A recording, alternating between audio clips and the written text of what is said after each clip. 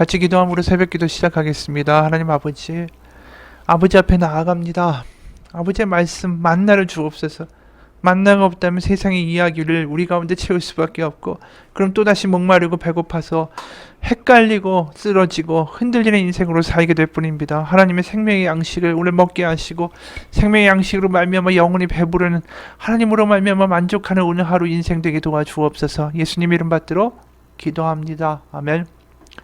오늘은 민수기 24장 10절에서 25절까지의 말씀입니다. 민수기 24장 10절에서 25절입니다. 발락이 발람에게 노하여 손뼉을 치며 말하되 내가 그대를 부른 것은 내 원수를 저주하라는 것이오늘 그대가 이같이 3번 그들을 축복하였도다.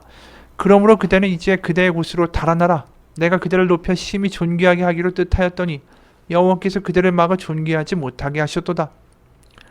발람이 발락에게 이르되 당신이 내게 보낸 사신들에게 내가 말하여 이르지 아니하였나이까. 가령 발락이 그 집에 가득한 은금을 내게 줄지라도 나는 여호와의 말씀을 어기고 선악간에 내 마음대로 행하지 못하고 여호와께서 말씀하신 대로 말하리라 하지 아니하였나이까. 이제는 내 백성에게로 돌아가거니와 들으소서. 내가 이 백성이 후일에 당신의 백성에게 어떻게 할지를 당신에게 말하리이다 하고 예언하여 이르기를 볼의 아들 발람이 말하며 눈을 감았던 자가 말하며 하나님의 말씀을 듣는 자가 말하며 지극히 높으신 자의 지식을 아는 자 전능자의 환상을 보는 자 엎드려서 눈을 뜬 자가 말하기를 내가 그를 보아도 이때의 일이 아니며 내가 그를 바라보아도 가까운 일이 아니로다. 한 별이 야곱에게서 나오며 한 규가 이스라엘에게서 일어나서 모압을 이쪽에서 저쪽까지 쳐서 무찌르고 또 셋의 자식들을 다 멸하리로다. 그의 원수 에돔은 그들의 유산이 되며 그의 원수 세일도 그들의 유산이 되고 그와 동시에 이스라엘은 용감히 행동하리로다. 주권자가 야곱에게서 나면서 남은 자들을 그 성읍에서 멸절하리로다 하고 또 아말렉을 바라보며 예언하여 이르기를 아말렉은 민족의 으뜸이나 그의 종말은 멸망에 이르리로다 하고 또 겐 족속을 바라보며 예언하여 이르기를 내 거처가 견고하고 내 보금자리는 바위 속에 있도다. 그러나 가인이 쇠약하리니 나중에는 아수르의 포로가 되리로다 하고 또 예언하여 이르기를 슬프다. 하나님이 이를 행하시리니 그때 살자가 누구이랴. 기띔 해변에서 배들이 와서 아수르를 학대하여 에벨을 괴롭힐 것이다. 그도 멸망하리로다 하고 발람이 일어나 자기 곳으로 돌아가고 발락도 자기 길로 갔더라. 결국 발람의 예언 사건이 오늘로 끝이 납니다. 우리가 뛰어나온 본문을 보면 발람이 3번 예언할 때마다 이스라엘을 축복하는 말만 합니다. 계속 장소를 바꾸고 무슨 수단과 방법을 쓴다 할지라도 계속해서 발람의 입에서는 축복만 터져 나옵니다. 그러니까 모압 왕 발락이 분노하죠. 내가 너를 부른 거 저주하라는 것인데 왜 축복만 하느냐. 내가 너한테 어떻게 해줬느냐. 네가 원하는 대로 다 해주고 후대해주고 근거한게 다 줬는데 어떻게 그럴 수 있느냐라고 분노하죠. 그러자 이제 발람이 애초에 내가 이렇게 이야기하지 않았습니까? 13절에 그 집에 가득한 은금을 내게 줄지라도 나는 여호와의 말씀을 어기고 선악간에 내 마음대로 행하지 못하고 여호와께서 말씀하신 대로 말하리라 하지 않았습니까? 이제 난 돌아갈 테니까 들으소서. 내가 이 백성의 후일에 당신의 백성이 어떻게 할지를 당신에게 말할 것입니다. 예언을 해요. 내가 애초에 이 왕가지고 하나님 시키는 대로밖에는 말 못한다라는 건 말하지 않았습니까? 근데 당신이 분노하니까 내가 해준 게 없으니까 공짜로 예언 하나 해주겠습니다. 라고 이야기하는데 이것도 이스라엘에 대한 축복이고 모압에는 저주의 말이죠. 그러면서 엄청난 축복, 미래에 대한 축복을 쏟아냅니다. 바로 이스라엘로 말미암아 또 이스라엘의 더 분명히 하나님으로 말미암아 모든 족속들이 많은 족속들이 결국 망하게 될 것이다. 17절에 한 별이 야곱에서 나와서 한 규가 이스라엘에서 태어나서 이 별이나 규는 다 왕을 이야기하는 거죠. 모압을 이쪽 저쪽 무찌르고 또 18절 그의 원수 에돔은 그들의 유산이 되고 그의 원수 세일도 유산이 되고 다 망한다라는 거예요. 그리고 아수르, 아직 아수르라는 나라가 왕국이 되지도 않았는데 아수르라는 그 나라도 겐 족속을 핍박하고 겐 족속도 망하고 아수르 족속도 핍박하지만 결국 그들도 망하게 될 것이다. 앞으로 일어날 미래의 일들에 대해서 쫙 다 예언합니다. 하나님이 복을 주셔서 이스라엘 백성들을 그렇게 만들 것이다 라고 이야기해요. 그러니까 우리가 보면 이 발람이라는 사람이 결국은 어떻게 보면 엄청 문제가 많은 사람 아닙니까? 하나님을 믿는 척만 했지 실제적으로 신앙을 가지고 있는 사람도 아니고, 그 사람의 입을 통해서도 지금 하나님은 이스라엘을 축복하기 원하신다는 걸 분명히 보여주는 거죠. 우리가 거꾸로 보면 이런 생각도 들기도 해요. 과연 이스라엘 백성이 이런 축복을 받을 만한 깜냥이 되는 사람들일까? 사실 그렇지도 않은 것 같아요. 이 사람들 얼마나 하나님의 속을 썩였습니까? 금송아지를 만들기도 했고, 열두정탐꾼 사건을 통해서 애굽 돌아가자, 모세 죽이자, 한 지휘관 세워서 우리 돌아가자, 뭐 걸핏하면 불평하면서 애굽에 좋았는데 왜 우리를 여기 와서 끌고 와서 죽게 하느냐, 이 불평의 레파토리가 하나도 변하지 않았던 사람 아닙니까? 목마르면 불평하고. 그런 엉터리 같은 민족에게 싹수가 노란 사람들 아닙니까? 무슨 의지가 있고 충성 있고 의리가 있어요. 근데 아브라함에게 맨 처음에 축복하셨습니다. 뭐라고 했냐면, 너를 축복하는 자에게 내가 축복하고 너를 저주하는 자에게 내가 저주하고 너로 말미암아 많은 민족이 복을 얻을 것이다. 그렇게 이야기하셨죠. 복을 받은 아브라함의 모습도 우리가 보면 계속해서 실수하지 않습니까? 자신의 아내를 누이라고 속이고, 하나님의 약속이 있지만 계속해서 뭐 이스마엘 같은 아들을 또 얻기도 하고, 믿음 가운데 계속 실수하고 거짓말하는 모습들을 연거푸 보여줘요. 복받을 자격이 과연 있는가? 약간 갸우뚱되게 만들죠. 민수기를 보면 더합니다. 민수기 6장 23절부터 26절, 27절까지 보면 이런 위대한 축복이 있습니다. 아론과 그의 아들들에게 말하여 이르기를, 너희는 이스라엘 자손을 위하여 이렇게 축복하여 이르되, 여호와는 내게 복을 주시고 너를 지키시기를 원하며, 여호와는 그의 얼굴을 내게 비추사 은혜 베푸시기를 원하며, 여호와는 그 얼굴을 내게로 향하여 주사 평강 주시기를 원하노라 할지니라. 이렇게 하나님은 아론을 통해서 축복하라고 말씀하셨어요. 얼마나 엉터리 같은 민족입니까? 그리고 오늘 발람도 마찬가지입니다. 발람의 입을 통해서도 또 축복하시는 거예요. 그것도 3번이나 연거푸 축복하시는 거죠. 참 우리가 보면 하나님의 축복이라는 것이 이 사람들의 어떤 그 자격이나 이 사람들의 어떤 탁월함에 의지하는 것이 아니다라는 것을 보게 됩니다. 하나님의 복을 주리라 라는 하나님의 일방적인 의지와 하나님의 사랑 때문에 이루어지고 있다는 것을 계속해서 보게 돼요. 게다가 이것이 과거와 현재까지 그래도 내가 너를 복을 주리라 뿐 아니라 앞으로도 이런 엉터리 같은 민족에게 복을 주겠다라고 오늘 말씀하시는 거 아닙니까? 바로 그 이스라엘에게서 한 별이 나오고 한 규가 나오고 아수르와 아시리아 얘기까지 다 나오지 않습니까? 그러니까 결국 이 이야기는 뭡니까? 아수르가 누구를 패망시키죠?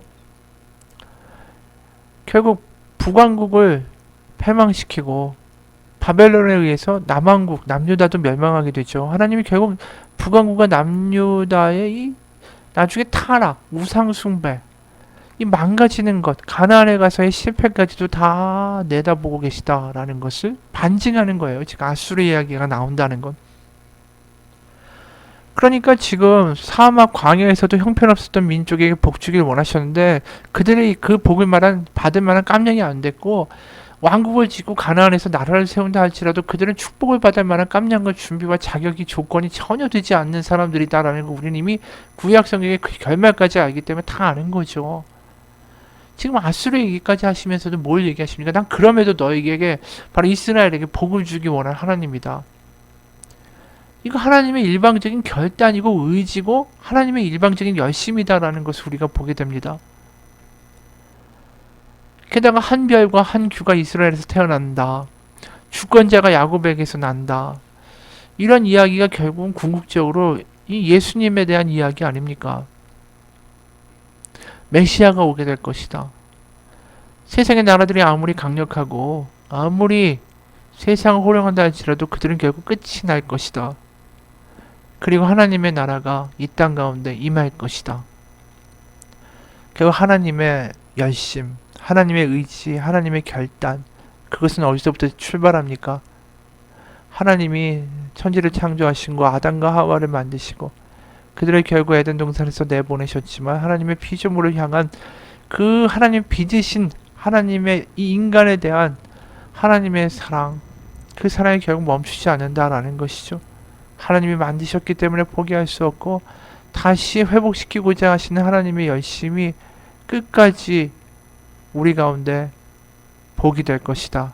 이 말씀하는 거 아닙니까?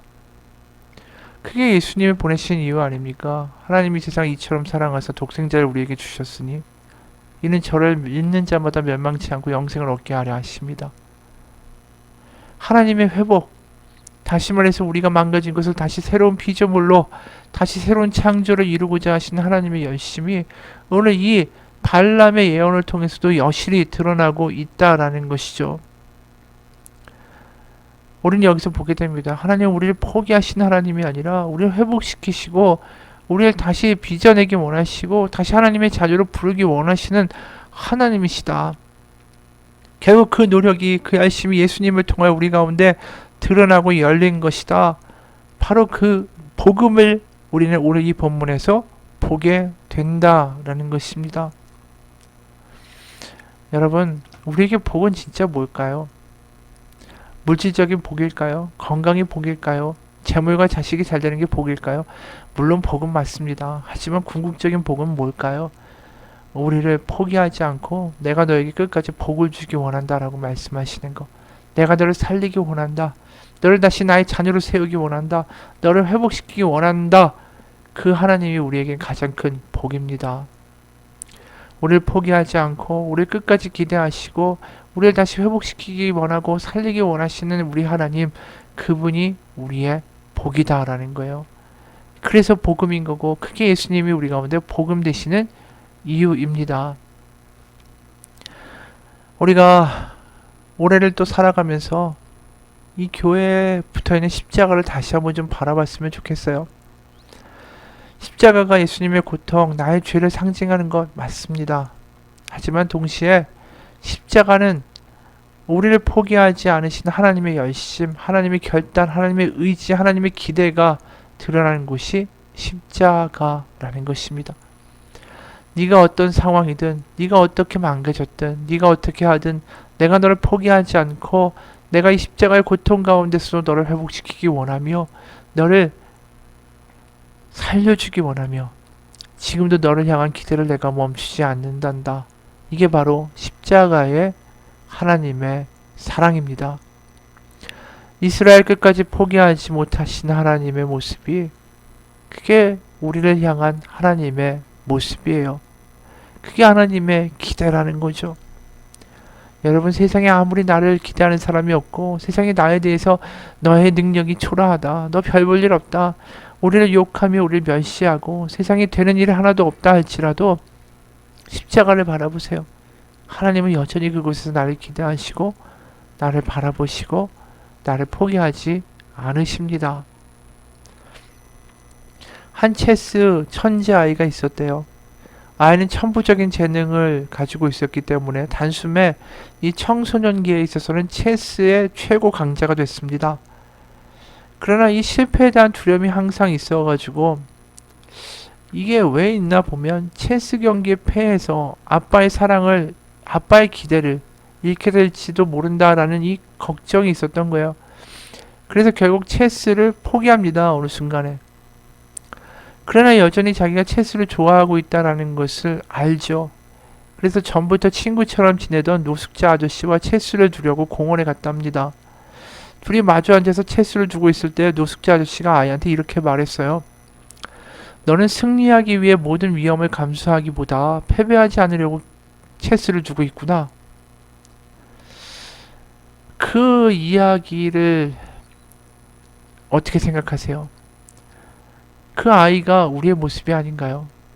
또 망가질까봐, 세상이 나에게 비난할까봐, 또 실수할까봐, 또 세상에 뭐라고 하고 세상의 손가락질 때문에 두려워하고 아무것도 하지 못하는 전전긍긍하는 그러한 모습, 오두가도 못하고 매일매일 그냥 그저 그렇게 살아가는 모습.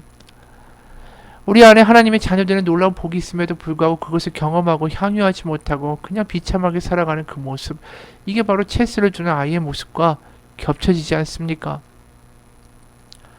우리가 세상을 두려워하고 실패를 두려워하고 세상의 말들을 두려워하고 세상의 눈길을 두려워하고 내가 능력 없음 가지고 너무나도 전전긍긍하면서 어떻게 하지 두려워하면서 사는 삶, 그 삶을 끊어내기 원합니다. 우리의 자유는 뭡니까? 어떤 상황에도 나를 포기하지 아니하시고 나를 자녀 삼으시는 하나님의 사랑이 우리를 향한 하나님의 사랑이시다라는 것입니다. 하나님 우리를 살리기 원하고 우리를 회복시키기 원하고 우리 가운데 복 주시기 원하시는 하나님이시다라는 것을 기억하시기 바랍니다. 그 복은 나에게 달린 게 아닙니다. 하나님이 주시겠다는 의지고 선언이십니다. 이스라엘과 같은 엉망인 그러한 백성에게도 민수기 6장에 그 놀라운 복을 내리시겠다라고 말씀하신 하나님, 또 발람의 입을 통하여 놀라운 축복을 이야기하시는 그 하나님, 나에게도 마찬가지 똑같은 하나님이심을 믿으시기 바랍니다. 같이 기도하겠습니다. 하나님 아버지, 세상에서는 내가 자격이 없다라고 말할 수 있습니다. 그리고 실제로 내가 봐도 내가 엉망일 때가 많습니다. 의지가 굳은 것도 아니고 탁월한 능력과 언변이 있는 것도 아니고 세상을 살아가면서 어느덧 그냥 그렇게 사라지는 인생으로 살아가고 있는 나의 모습을 하나님 앞에 내어놓습니다. 어떠한 기대감도 없고 두려움만이 가득한 우리의 인생 가운데 하나님은 여전히 그럼에도 불구하고 나를 회복시키기 원하시고 포기하지 아니하시고 나를 기대하시는 하나님, 복주기 원하시는 하나님이심을 다시 한번 깨달아 고백하기 원합니다. 하나님이 주시는 복은 나에게 달린 것이 아니라 하나님의 부어주시는 하나님의 은혜입니다. 바로 엉터리 같은 이스라엘 백성에게 여호와는 내게 복을 주시고 너를 지키시기를 원하며 여호와는 그의 얼굴을 내게 비추사 은혜 베푸시기를 원하며 여호와는 그 얼굴을 내게로 향하여 두사 평강 주시기를 원하노라.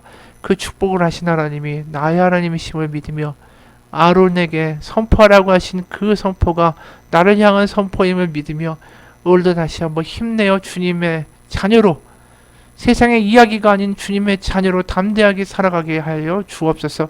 살아계신 우리 주 예수 그리스도의 이름 받들어 기도합니다. 아멘. 하늘에 계신 우리 아버지, 아버지의 이름을 거룩하게 하시며 아버지의 나라가 오게 하시며 아버지의 뜻이 하늘에서와 같이 땅에서도 이루어지게 하소서. 오늘 우리에게 일용할 양식을 주시고 우리가 우리에게 잘못한 사람을 용서하여 준 것 같이 우리 죄를 용서하여 주시고 우리 시험에 빠지지 않게 하시고 악에서 구하소서. 나라와 권능과 영광이 영원히 아버지의 것입니다. 아멘.